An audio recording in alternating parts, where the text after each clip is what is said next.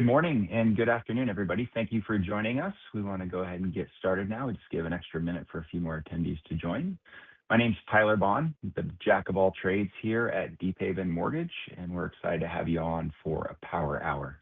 This has been a live format over the last year, but schedules were busy to kick off the year. We want to make sure we got time with all of our great clients and prospects to continue our education around what's going on in the market and how you can do more loans in 2026. So as mentioned, I'm with Deephaven Mortgage. We also have our sister company and co-host Anchor Loans on with us today. We'll make some introductions in just a moment. And, Deephaven and Anchor Loans kind of sit in a very unique position within what we call the Pretium ecosystem. And so within that platform, Deephaven and Anchor Loans goes out and aggregates non-agency, non-QM, RTL type business. You're going to learn a lot about that today.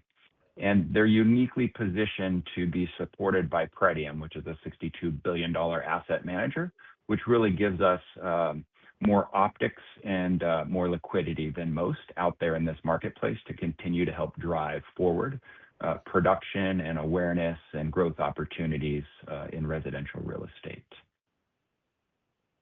Today, I want to start by introducing a couple great companions of mine and leaders here at Deephaven and Anchor Loans. So I'm joined today by Tom Davis, Chief Sales Officer and MBA Non-Agency Co-Chair, and Dave Gray, Vice President of Business Development at Anchor Loans. So Tom, I think now that we've got everybody's attention, we definitely want them to tune in and stay with us here for about 45 minutes. We'll leave room for discussion at the end. But why don't we start by talking about what's happening in non-agency? You spent a lot of time across the country working with clients, working with associations to kind of optimize and help understand where the market is and where there's opportunity. So can we start with you? Do you want to size up this market for us and let us know what's happening in the non-agency world? Yeah, so non-agency is everything that just doesn't fit the agency box, right? So this is an area where everyone should be paying attention to and embracing and adopting in a massive way. If you look at the non-agency space, there's really three segments in there that drive the material production. Non-QM in 2026, we're forecasting to hit about 150 to 180 billion. And that's your traditional non-QM, your bank statement, DSCR, which accounts for, let's call it 80% of the overall production. What makes Deephaven unique and the Anchor partnership, we're the only investor in the United States that you could go to and get access to non-QM, a full suite of equity products, and the RTL piece, and we're going to get into that. But non-QM is 150 to 180 billion. The equity piece is a generational opportunity. Tons of equity, 35 trillion in equity. You have consumer debt at 5 trillion. You have people that want to renovate the homes. Investors want to tap into their equity to fund new projects, do fix and flips, buy more investment properties. That's a huge opportunity because the majority of Americans are in these low note rates and they're not going to refi cash out, right? So they're going to use their equity to do a lot of different things. So you have to pay attention there. That's another 150 billion, let's call it, right? And then last but not least is the RTL space, which is fix and flip, ground up construction. When you add that, that's another 50 billion. So if you add in the non-QM jumbo and some other esoteric kind of products, you're looking at a market that's over 400 billion. And the MBA just published their forecast today, actually, and it shows that the market's going to hit about a 2 trillion, 2.1 trillion market this year. So that's, let's call it 400 billion. 450 billion, that's almost 1 out of every 4 loans in the United States that's going to be originated is going to go non-agency. So if you're not paying attention or you're not embracing these products, you're leaving money on the table, you're not serving your referral partners, you're not servicing the market, and it's a great way to differentiate yourself. So non-agency is where you need to focus. Yeah, think of how far we've come, right? 1 out of every 4 deals here in 2026. That's amazing. All right, great. Well, let's turn over to Dave real quick. Dave, you want to talk a little bit about what you're seeing, what's happening? Can you illustrate some consistencies that we've noticed in the housing market over the last year or two? Yeah, of course. And just to piggyback on what Tom just said, it's amazing when you look at our industry over the last, let's say, 20 years, right? So Deephaven has a saying, what is it? Non-QM by design, not by decline, right? Yeah. Because what happened Yeah. is that 20 years ago, that's how our industry was viewed, right? People looked at us as kind of the last minute alternative if they can't get somewhere else. And look at where we are today, right? And the reason you find so many people missed the boat 20 years ago was because they weren't looking at the trends. They weren't looking at the market and what the market is telling them, right?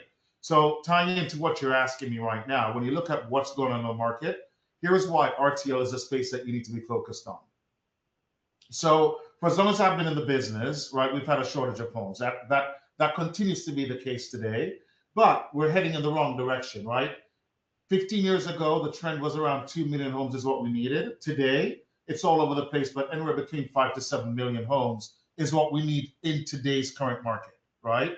And going back to like we're heading in the wrong direction because it's reported that over the next 10 years, we're going to need a total of 18 million homes to satisfy the current demand and the demand that's coming, right? So what that means is that we need to be building around 1 million, 1.8 million homes every year for the next 10 years, right? We're not doing anywhere close to that, right?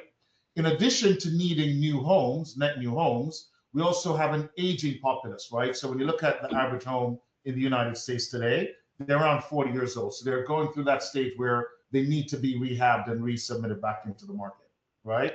So with those two trends, right, and when you're looking at it and you see that we're actually in need of new housing, those two trends are separate and apart from the other trends that we're looking at, which is 30%, 33% of all mortgages that was done in 2024. We haven't done more numbers for 2025 yet, but it's going to be around about the same, right? So in 2024, all mortgages that were done, 33% of that were construction loans or related to investors in some way, shape, or form, right? So when you look at the trend, investors are doing more deals more than any other time before, and we continue to have a housing shortage, right? Those two trends in and of themselves is what's really driving our industry and what's driving the numbers that we're seeing. Yeah, that's great, Dave. Thanks for breaking that down for us. Tom, given what Dave just shared, can you talk a little bit about why residential real estate investors are such a critical opportunity for loan originators today? Yeah, I mean, Dave nailed it. One out of every 3 deals is a investor, right? So I would, as a takeaway, I always like to talk about takeaways, not give the stats. Like homework, look at your book of business for the last year and see what percentage of your business was investor. If it wasn't investor, then what more than likely is happening, you don't have a full suite of investor solutions to target those investors, right? And if you want to be a part of the solution or bring in new inventory or bring in uninhabitable inventory back into the market, or you want to tap into the investor space, you need a full suite of investor solutions, because those investors, they don't do a deal once every 5 years like a consumer. Investors do multiple deals a year. And we'll talk about this more in this presentation, but I think they're doing like 5 to 7 deals on average. So instead of finding one consumer every 5 years, why don't you go find 5 or 6 investors that are doing combined 30 units a year? And if you work with Deephaven and Anchor, you have a full suite of products, right? Whether it's acquiring the land, building, new construction, fix and flip and bridge, 5 to 9 DSCR. You then could offer a second lien for these borrowers. They could take cash out of their investment properties. They'll go buy the land. They go they have a down payment on a ground up construction or a fix and flip, or to buy another investment property. So it's end-to-end solutions. Like I said this before, the arsenal of products that a loan officer has by working with Deephaven and Anchor is unique to the marketplace. There's no other investor that has it. You would have to go to 2 or 3 different investors to get approved.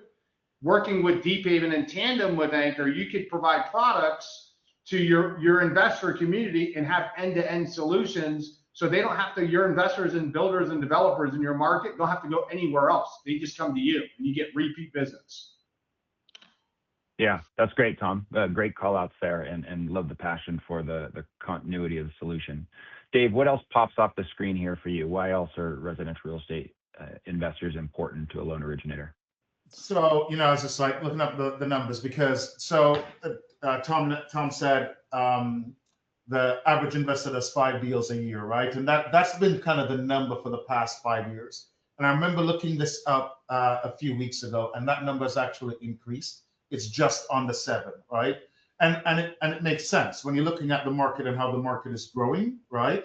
It makes sense that the number of transactions, because we're seeing the number of transactions increasing across the country. And yes, there are new investors entering the space as well. But what's also happening is that seasoned investors are doing more. And they're doing more because companies like ours, we're empowering them to do more with the same, right? So if you think about it, money is finite, right? So if an investor is working with 5 million or whatever that number is, right? There's only a finite amount of deals that they can do with that cash. Companies like ours enable them to use leverage so that they can take on more. So it makes a whole lot of sense that that number is moving in the right direction. But beyond that, I'll say this, Tom. There's any number of things that we can talk about as to why this is growing and why you should be focused on it and stuff like that. But I think the number one thing is 20 years ago, the residential transitional lending space was really private capital, true private capital, right? It was hard money loans, it was investors, it was like regional lenders and so on and so forth, right? Today, we're institutionally backed, right? We're backed by a $65 billion company. I mean, let that sink in for a little bit, right? We're no longer playing in the minor leagues here. You know what I mean? Right. And as loan officers, when you're looking at your business, you need to be thinking, why are multi-billion-dollar companies getting involved in this space? And it's for one reason, it's because they see yield, right? And this is the space that is still providing yield in the real estate investment space. Yeah. And just that makes a lot of sense, Dave. Go ahead, Tom. I would just say one thing. I mean, if you're not focusing in the investor space, once again, what are 3 deals? This is something that you should really fully embrace and learn all the products. Dave and I were at an event last week down in Miami at Lowe's. It was a fix and flip bridge private lender kind of conference. We met with one guy, right, in Ohio, not in South Florida where you've seen all these deals. In Ohio, he just got into this a year ago and he made this his he wanted to have expertise. Dave, what is he doing? Like 15, 20 million a month? 20 million a month, yeah. And then we're talking about how to get to 30 million. And we gave him products and ideas, right? So he went from not even doing investor transactions. To be honest, he wasn't even in mortgage origination space, right, Dave? He came from a different segment. He saw the opportunity, went all in, and he started focusing on fix and flip ground up construction. And he's like, hey, like, tell me about this DSCR loan. I don't even know what that is, right? And I'm like, so you can help with the ground up, the fix and flip, and then you can do the takeout loan, DSCR. So on all those transactions that you're doing today, you could actually get a potential other deal. And then we told him about the second. So like, he's like, he couldn't believe that these other products were out there.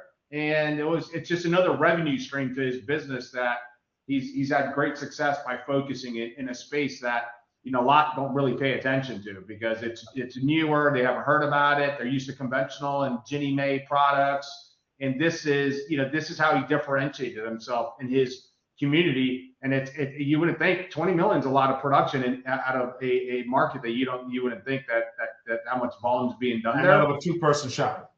2-person shop. And what did he tell us? He's seeing more. He can't even keep up with the inquiries on the product. That's how busy he is. Yeah, that's a great success story, guys. Sorry I missed last week, but I know you guys were excited to share some of the anecdotes coming out of that. That's all right, Tyler. You don't like being on the road with us anymore. It's okay. You know, I got to pick and choose my battles. So here we are in a virtual environment.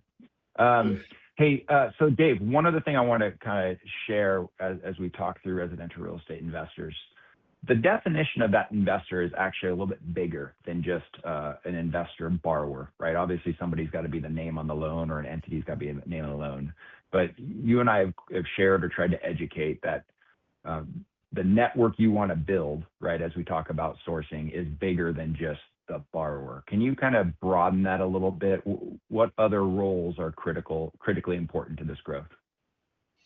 When you say other roles, you mean in terms of who else should they be targeting, or who else should they be networking with, or what other type of deals should they be focused on? Targeting who else becomes the borrower in this type of circumstance. I know we've spent a lot of time talking about developers and builders, et cetera. Can you give us a little bit more education on what that builder profile looks like and what that can do to make an impact on a pipeline? Yeah, so I think there are a lot of misconceptions or misperceptions, whatever it is, in our industry, right? And one of the bigger ones is when people think about new construction, when they think about building a new house, they immediately think about the Lennars of the world. They think about the K Hobbs. They think about Pulte Homes, right? These are major national builders that are doing multi-million dollar, deals every year, right? But the thing about it is, remember at the beginning of this, I said that we need to be building 1.8 million homes every year for the next 10 years to keep up with this demand, right? Well, the reality is that when you look at the largest builders in the country, D.R. Horton being the largest, they're doing 70-something thousand homes is what they build a year, right? Followed by Lennar that does, let's say D.R. Horton does 77, Lennar does maybe 70, K-Hob does around 20,000 and so on. So my point is this, when you pull all of the largest builders together, right, they only account for maybe 30 to 35% of the market, right? Where the market is actually moving is with what we call the small to medium builders, right? The guys that Tom referred to just now that's doing 5 deals a year. Anywhere between the guys that are doing 5 deals a year to 500 a year, right? These are guys that they can't go to Wall Street and get a $200 million line of credit, right? But what they do have is they have $5 million in cash, and in using our leverage, I can get them to $30 million in deals. You know what I mean? So a large perception or misconception is when they're talking about new construction, that means that they need to be going out and partnering with the D.R. Hortons and all of that stuff. That's not your clientele. Those guys don't need us for cash, right? Those guys can go straight to Wall Street. But the local and regional builder, the guys that are building in your backyard, the builders that I don't know about, right? The builders that are in Encinitas and builders like Tyler, right? That's not showing up on my national radar, right? But in your backyard, you can see those builders doing scattered lot developments and all of that. Those are the guys that are actually moving the market, and those are the guys that you should be focused on. Yeah, that's great, Dave. Thank you for elaborating on that. So, Tom and Dave, thank you for the intel and the opportunity to kind of size up the market.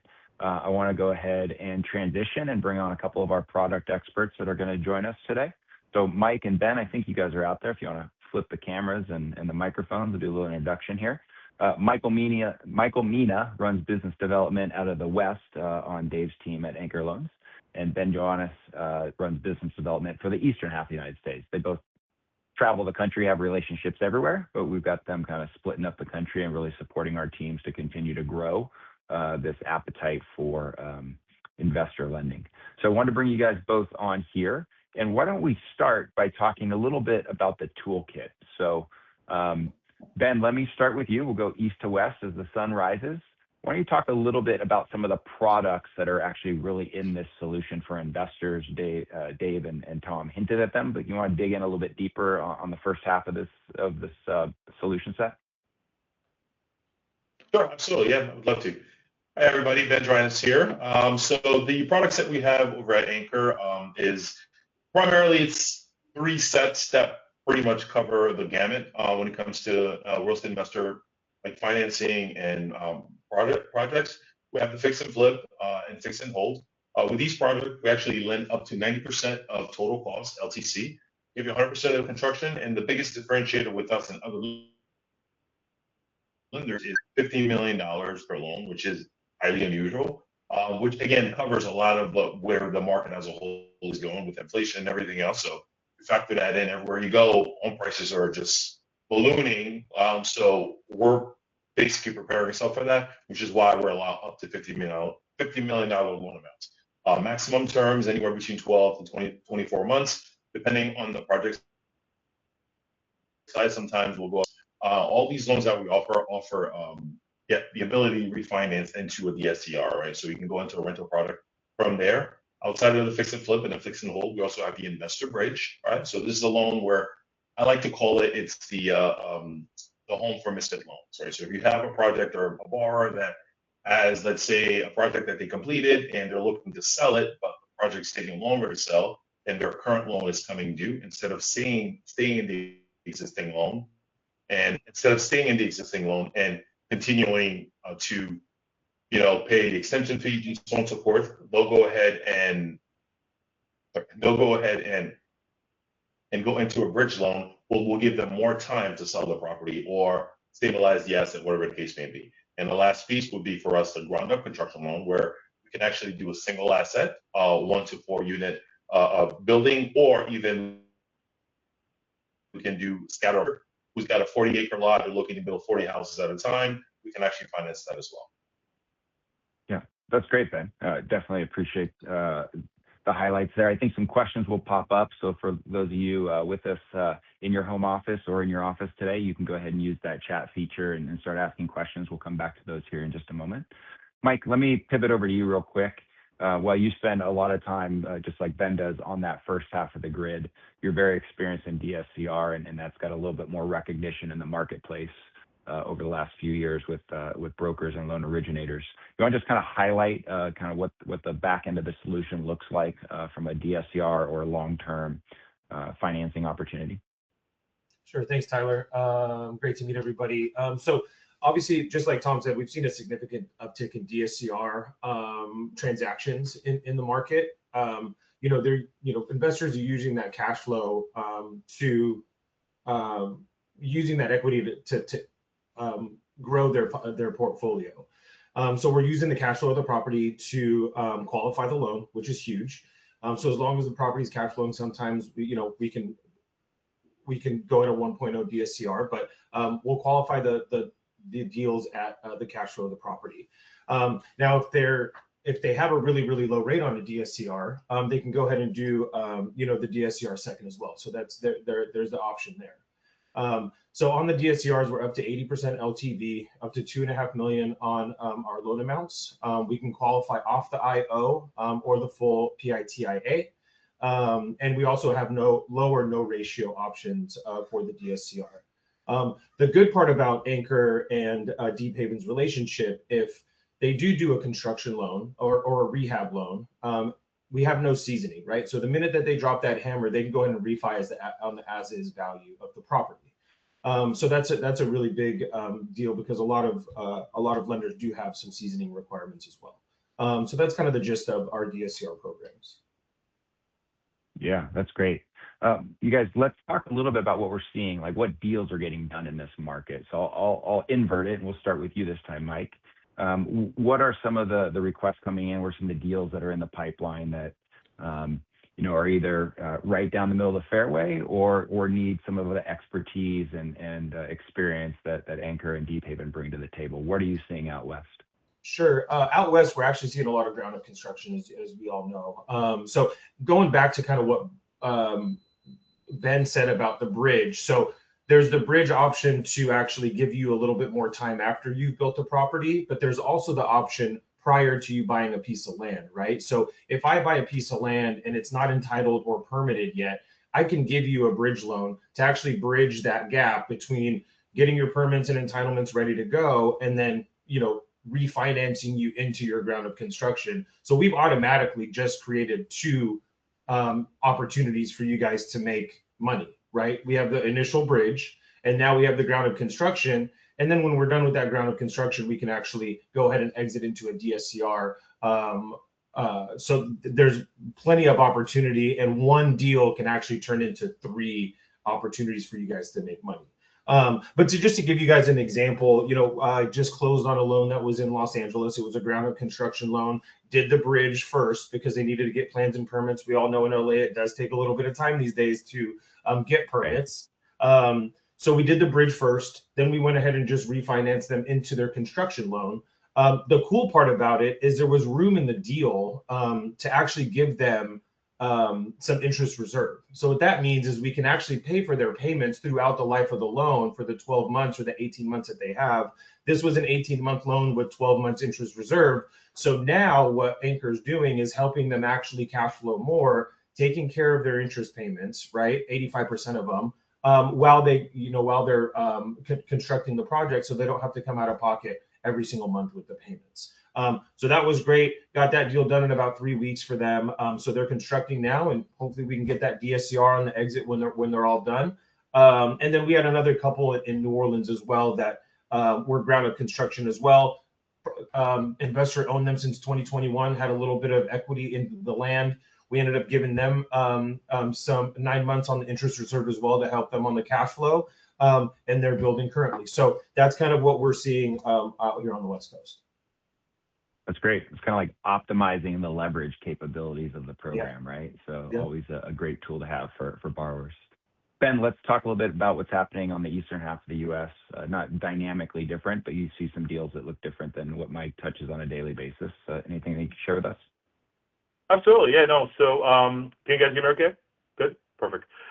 So yeah, absolutely. So on the East Coast, we're seeing more of a slow but steady stabilization. Even with rates drifting lower, the sentiment is improving.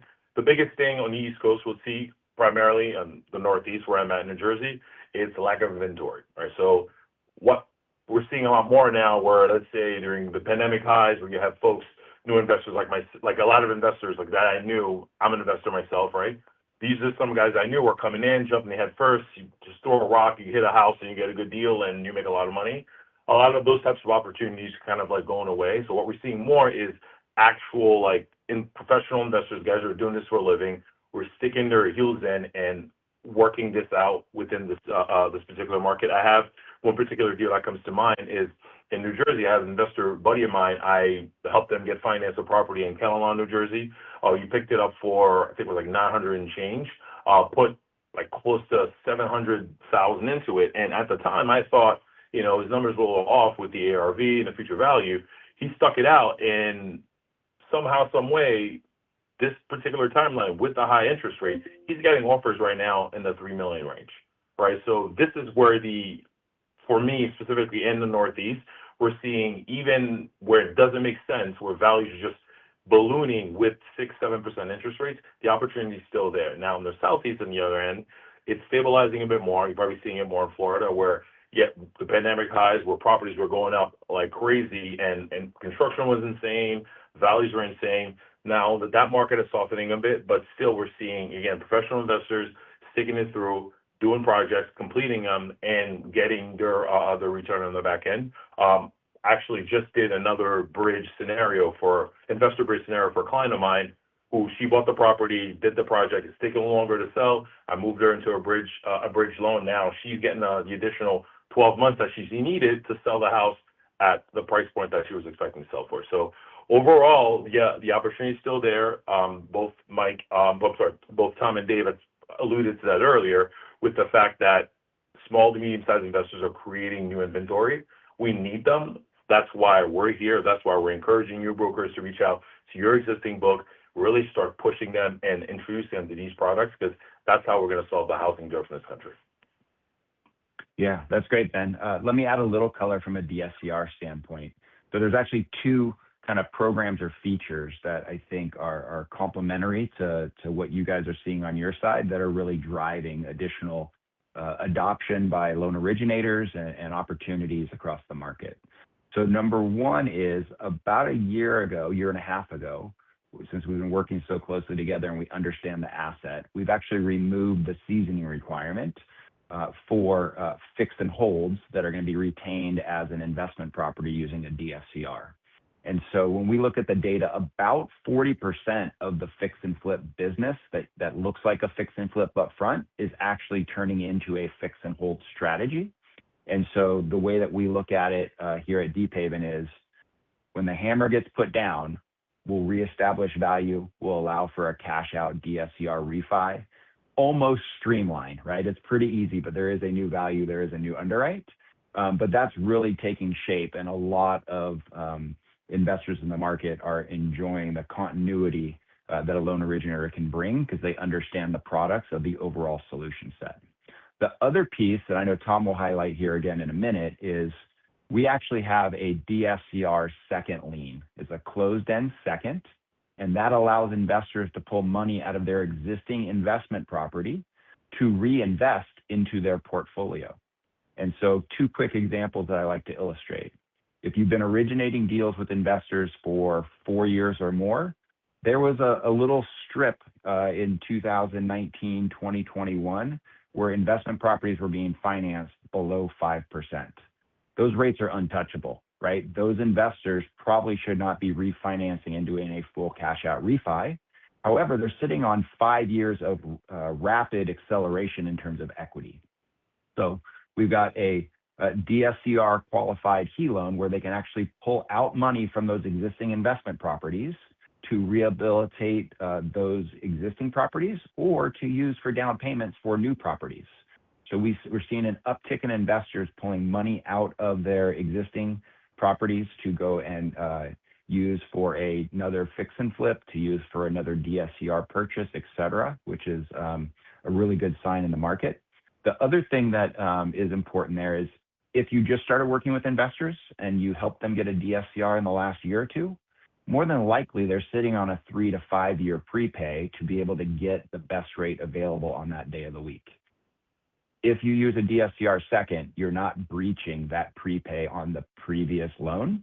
So it's a good way for them to pull capital out of properties or equity out of properties that they don't necessarily want to pay a penalty to access and leverage. So those are two great features that we're seeing on the DSCR side. That's a real complement to what's happening on the construction and fix and flip side. And Tyler, don't forget about our digital HELOC, right? We're like one of the only folks in the United States that have a digital HELOC, and all occupancy types are allowed, whether it's primary, second, or investor. So we actually have a digital HELOC on top of the close-end second product.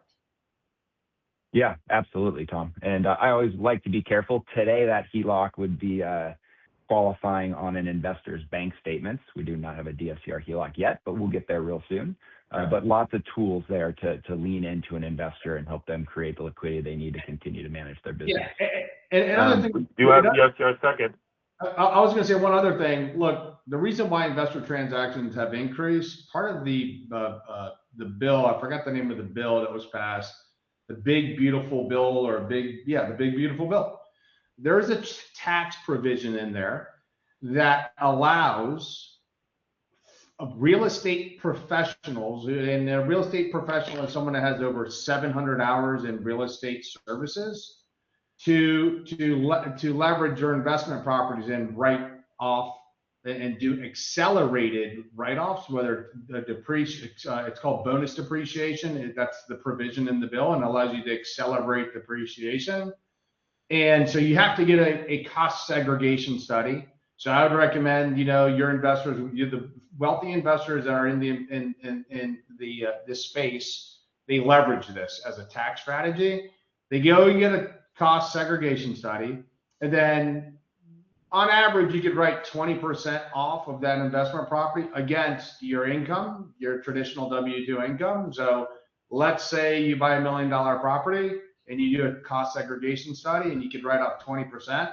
20% on $1 million is $200,000. That $200,000 depreciation can offset $200,000 in W-2 income. So I would tell you, talk to your accountant, talk to your attorneys in your town that work with the real estate investors.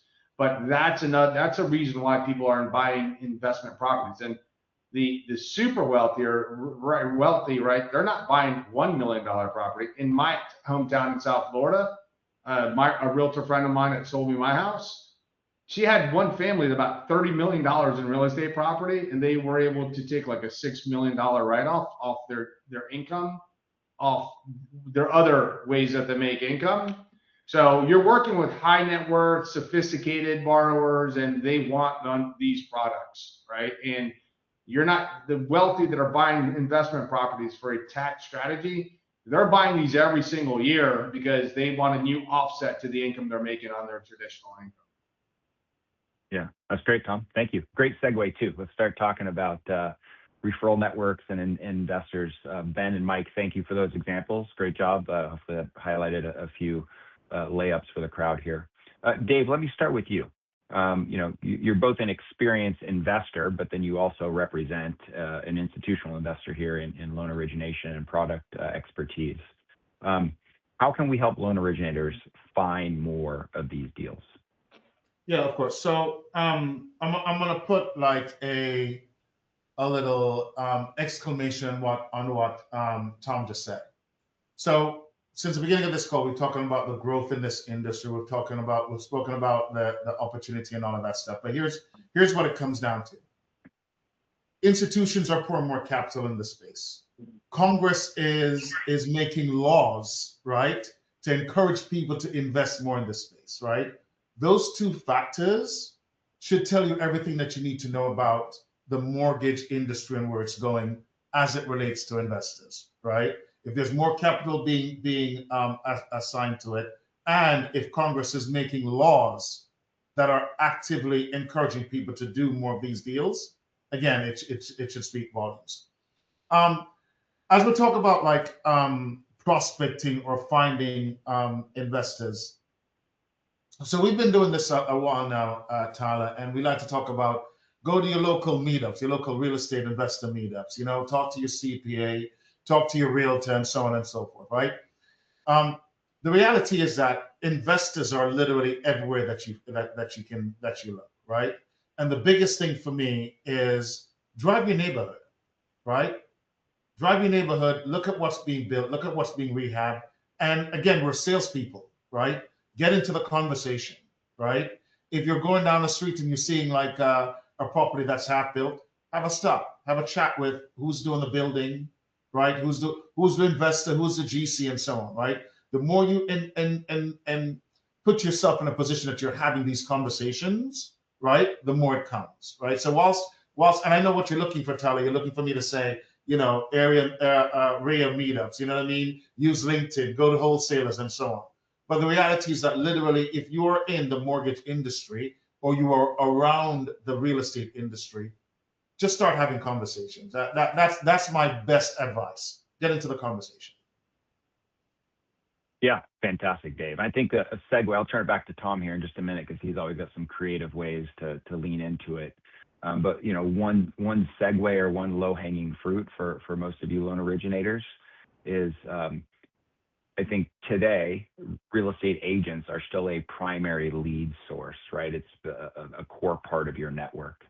So here's what we know about residential real estate agents. There are actually 4 different lead types for you.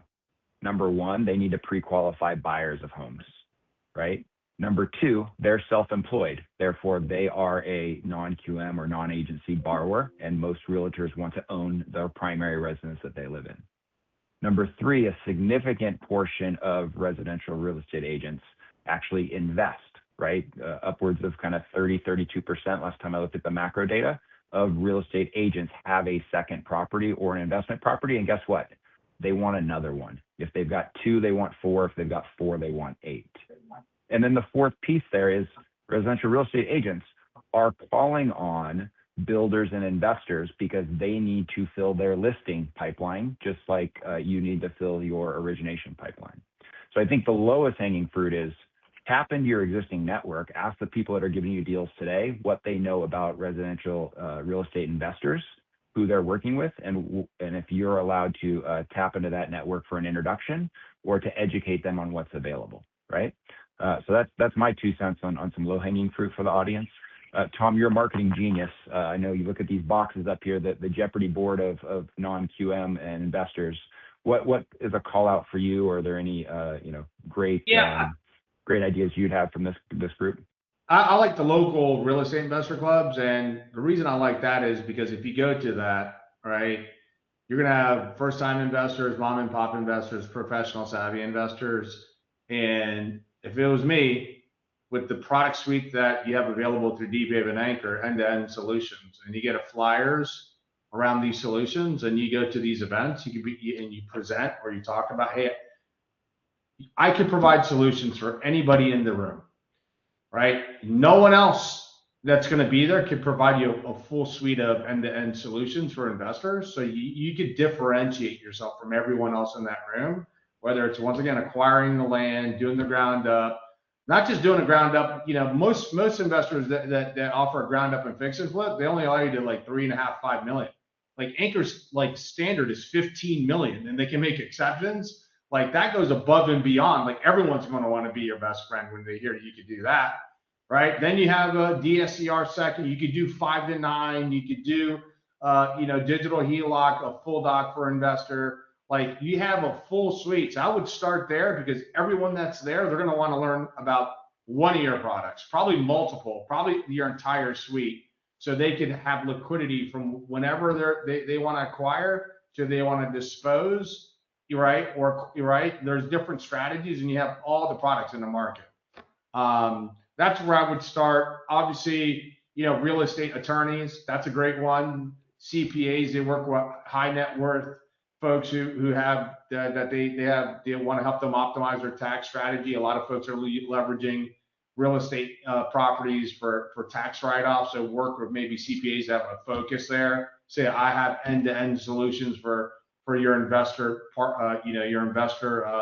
your clients. And then also CPAs also work on help self-employed people. You could probably pick up some non-QM deals with bank statement deals. So you get two different deals from the CPA, right? So that's where I kind of would focus.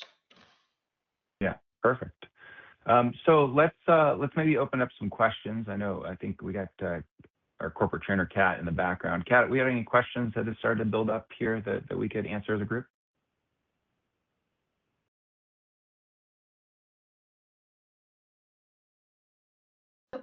Question box is clear. So team. Okay, very good. We're open for questions. So if anybody out there has been holding something back, please feel free to drop it in the chat group, and we'll call those out online. While waiting for, go ahead, Ben. While waiting for question, I wanted to add to, I guess, the previous slide that I mentioned about finding deals. One way I know, because I myself, as I mentioned earlier, I'm an investor. So Luia's is where I really started. Kind of that's where all of us would hang out and kind of find deals that way. Wholesale network, Facebook groups are really great. One I found that's actually pretty good when I switched over to the lending side of the spectrum was Zillow. So just going on Zillow, looking at new listings, renovated homes, and doing kind of like backwards search to find out. So this looks like it's a flip, all right? It's a renovated property. Can I find out who actually built that property just using public data? And you basically reach out to that person, and that's a way, and it's very easier right in your market, right in your backyard, to be able, without even leaving your house, to be able to use just public data to find out who are these investors flipping these properties and where are they getting the money from, and can I do better? That's a very, very low-hanging fruit that I've used in the past. And it's a great way to kind of generate additional business if you're looking for some specifically in the RTL space. Perfect, Ben. That's great. We have a question come in. Our audience wants to know, have you seen this work for new construction work for builders who are building in a resort area for the purposes of short-term rent? Sorry, yeah, I feel like there's maybe three questions there. So let me break that down. Yeah. Okay. So let's start with kind of the product set or the guidelines around construction, right? So yes, somebody building a property probably needs to finance that property. For us, right, our product set benefits experienced investors and builders. As we're talking about construction, if somebody's coming to us to build a home for the very first time, our answer is like 99% no, right? There's a lot that an investor and a builder needs to learn in that first transaction, and we're not always comfortable with some of those hurdles or road bumps or stumbling blocks. So from a pure construction standpoint, what we can offer from an Anchor and Deephaven perspective would be working with somebody who's got a couple transactions under their belt. The more they built, the better opportunity they have in terms of maximizing leverage or maximizing pricing, et cetera. But a brand new builder would not get a loan from us today. Now, if we're talking about fix and flip, right, just to make sure I differentiate the two, experience is still greatly incentivized or important to the process. But if somebody has a little bit of landlord experience, they've got a rental property or two, and now they want to go and do a standard rehab and get into fix and flip, that's a conversation that we should definitely have, right? Some of the leverage may come down a little bit, but there's definitely a loan that we can do there. Relative to resort areas, I think was the second part of that question I heard. I'll probably defer to Dave, right? But as long as it's not too rural or off the beaten path of a resort area, I believe we are open to doing construction in some high traffic resort areas. Is that correct, Dave? Yeah. So I'm sorry, I didn't really get the gist of the question, Tyler. But ultimately, it was. Go ahead. Ultimately, though, the way that we look at deals is, does it make sense, right? So the reality is that if it's in a very rural area with no velocity, we're probably not going to do that. But if we can see that there is velocity there, like Montana, for example, is one of those markets that is not robust, but it's a highly sought after market, right? So we'll definitely do deals there. And you're seeing that around the country, right? You're seeing areas in the country that were once thought to be tertiary, right? Now they're either getting a resurgence through either cheap dirt, so you find more and more people moving there, or they are close to amenities and all of that, so you find that people are vacationing there. So where we're concerned, if we can make sense of the story, we'll do the deal. I hope that helps. Yeah, perfect. And I think the third part of the question is if it's build to rent and the rental would be short-term rental. That's kind of what I heard from the third part of the question there. Yeah, in look, a case like that, we would do that. On, we would do that as well, Tyler, as long as, again, we can prove the rental, right? So, well, again, we don't do the rentals. That's on you guys, right, on the DSCR. Right. But from our perspective, as long as the value is there, as long as we can see momentum in the market, we'll do it on the front part, on the fix and flip or ground up side. Yeah, perfect. And today we do require 12 months subject property rent on a build to rent type property. That can change from time to time, and there might be an exception we can take a look at. But in general, on a build to rent where there's not established rental on that property itself, we're going to need a history. So that's where a bridge product might come in, right? Where they can build, they can go into a bridge, stabilize the property, come back and do a DSCR. So there is a way to configure or structure that, but it might be a couple tools or products along the way to make that work for that particular investor. Yeah. Any other questions out there, Kat? That was a loaded one.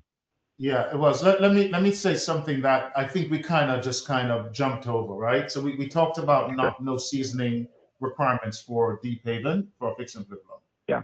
I want to make a contrast between, let's say, 15 years ago what this industry was versus what it is today to kind of drive the point home, right? So let's say 20 years ago, right, when and Ben can attest to this, when you're looking at investing in a property, you'd go to your bank, right? And you take out an actual mortgage from that bank. It would hit your credit and it would do all of the things to get a normal mortgage, right? And you'd have to put 20% down, right? Because again, this would be a second home or something, right? You'd renovate that property, right? And then you would put a tenant in that property. And then you'd have to wait for 6 months or 12 months seasoning in order to then refinance that property and then pull your cash back out or leave it as a rental, right? So it was a very long process. It was a cumbersome process. It was not a process that was that put the investor first, right? So if you think about it, at that rate, you're probably doing one deal a year, right? Today, we've moved to a situation wherein if a borrower has experience, right, I don't need your tax returns. I don't care about what your income is, right? All I care about is the fact that you've done this before, right, and that you're credit worthy. And what that looks like, Tyler, is I'll finance as much as 90% of the purchase. So that, as a matter of fact, in some rare instances, we'll finance 100% of the purchase, right? We'll finance 100% of the rehab, right? And as soon as that borrower puts a tenant in that, they can come to Deephaven and refinance out of that right away, which means we've taken what was a 1-year cumbersome process to, in the most ideal of worlds, you could turn this around in 2 months. 2 months never happens, right? But what I'm saying is that if you're diligent, you could get that done in 2 months. Average deals is taking around 4 months to get done, right? Now, if an investor can do this in, let's say, 3 months, we've moved from being able to do 1 deal a year to now you can do 4 deals a year, right? Those are the things that's adding to the velocity in the market.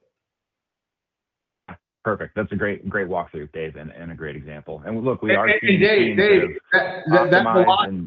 Sorry, what really caught my attention there was the 1 to 4, and you said velocity, right? I like the velocity to the paycheck. How many you can get 4 more commission checks. There you go. That's what I like. Let's talk about that, right? You have the opportunity to make more money, and they're going to tell their friends because they can do more deals, and then the word gets around. And once you start, focusing on the investor community, they all know each other. They tell their friends. Now you're getting more deals, and there's more velocity to your paycheck. I was at the same conference at MPLA last week, Tom. I was talking to a producer, and he was telling me that in 2025, he serviced 75 clients. I want you to hear this, Tyler. 75 actual clients is what he serviced, right? He did $850 million with those 75 clients. Think about wow. That's great. Yeah, that's great. So it's not a game, right? So it's not a game that you have to be going out and finding a different borrower for every single deal, right? If you find the right borrowers, you're doing multiple transactions with that one borrower. Perfect. Thanks, Dave. Kat, did you have another one there?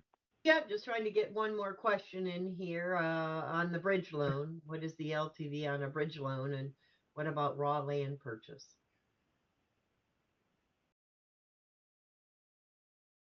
What was the question?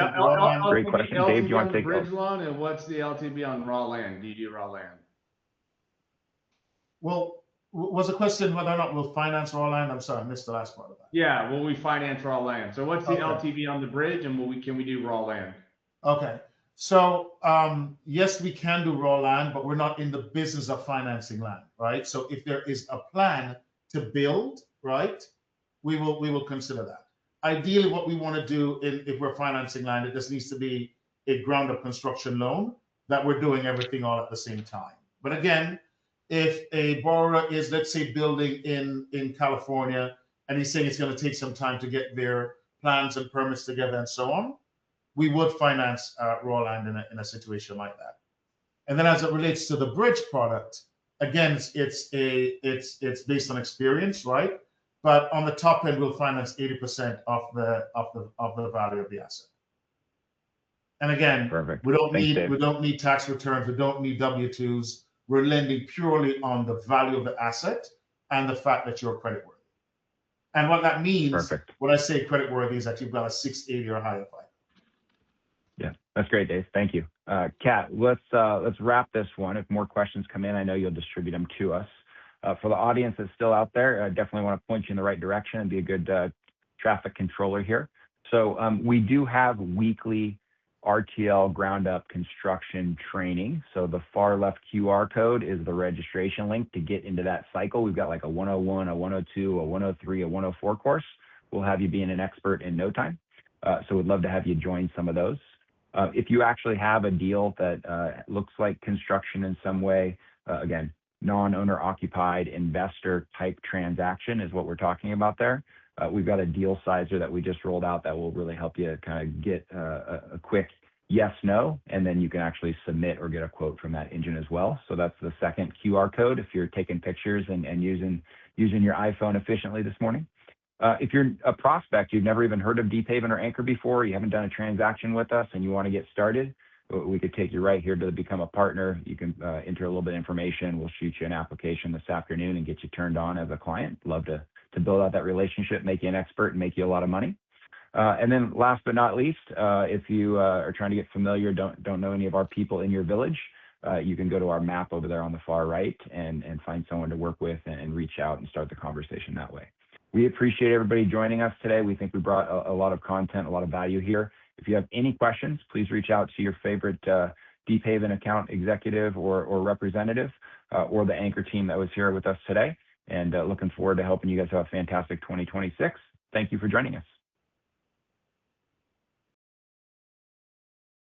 Thanks, guys.